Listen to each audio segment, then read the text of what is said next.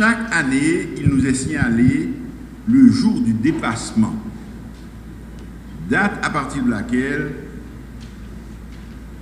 nous aurons consommé toutes les ressources naturelles que la planète peut produire en 12 mois. L'avancement chaque année de cette date traduit de manière significative la forte pression qu'exercent les êtres humains sur la planète. Parmi les causes de ce dépassement, on peut citer la déforestation, la surpêche, la surexploitation agricole, les émissions de gaz à effet de serre, l'utilisation massive des ressources fossiles. Cette consommation apparemment excessive de ressources de la planète oriente tout naturellement les décideurs politiques vers le contrôle de la croissance de la population, car c'est l'homme qui consomme. Ce raisonnement a conduit à des politiques rigoureuses de limitation des naissances dans des pays où la natalité est élevée. À l'opposé, dans d'autres pays où le phénomène de dénatalité est observé, des politiques visant à stimuler les naissances sont élaborées, offrant des privilèges sociaux attractifs aux femmes qui enfantent. D'autres politiques visent tout au moins à maintenir la taille de la population.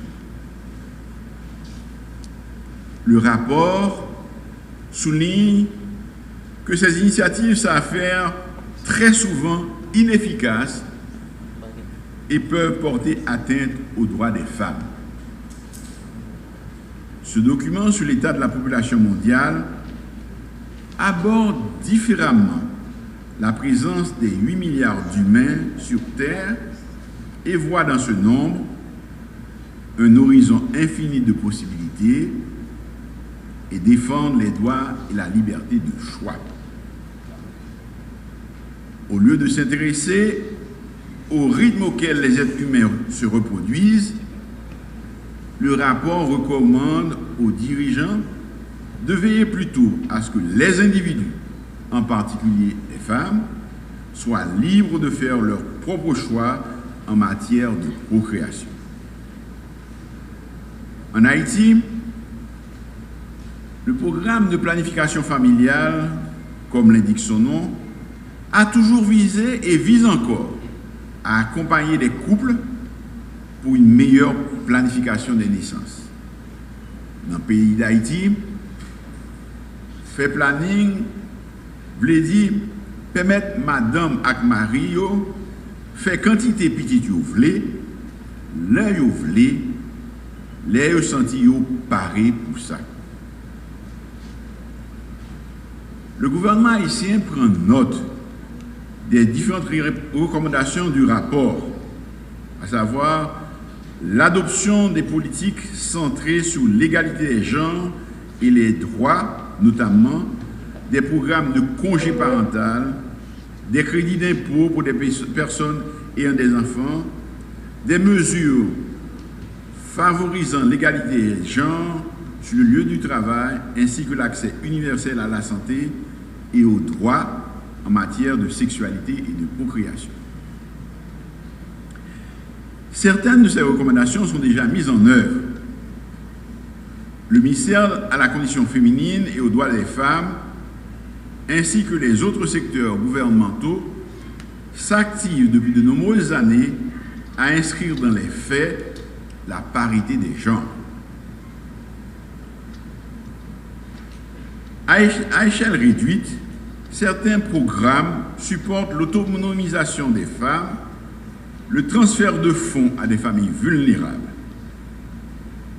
Dans le domaine de la santé maternelle, des progrès sont notables avec la formation de sages-femmes et la disponibilité de soins obstétricaux et néonataux d'urgence sur l'ensemble du territoire.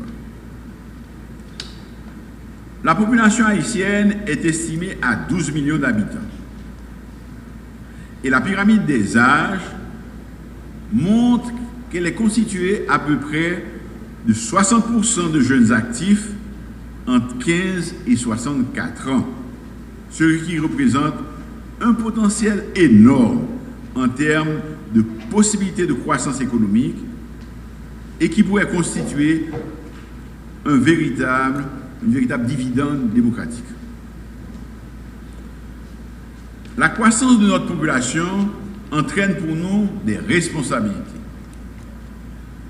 Cela fait plus de bouches à nourrir. Le fait que plusieurs millions de nos compatriotes ne mangent pas à leur faim et vivent dans l'insécurité alimentaire peut et doit être une incitation pour notre pays à produire davantage dans le secteur agricole. Il s'agit là d'une opportunité que nos femmes et nos hommes d'affaires doivent saisir. En investissant plus et mieux dans le secteur agricole, nous pourrons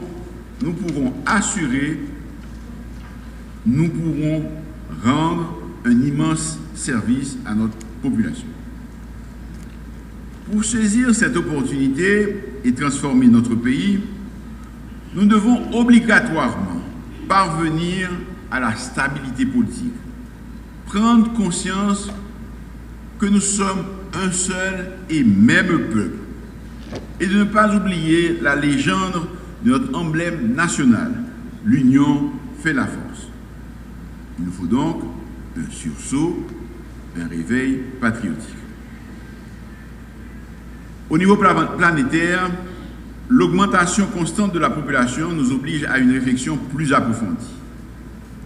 Le nombre des humains va continuer à croître et avec elle, les besoins à satisfaire.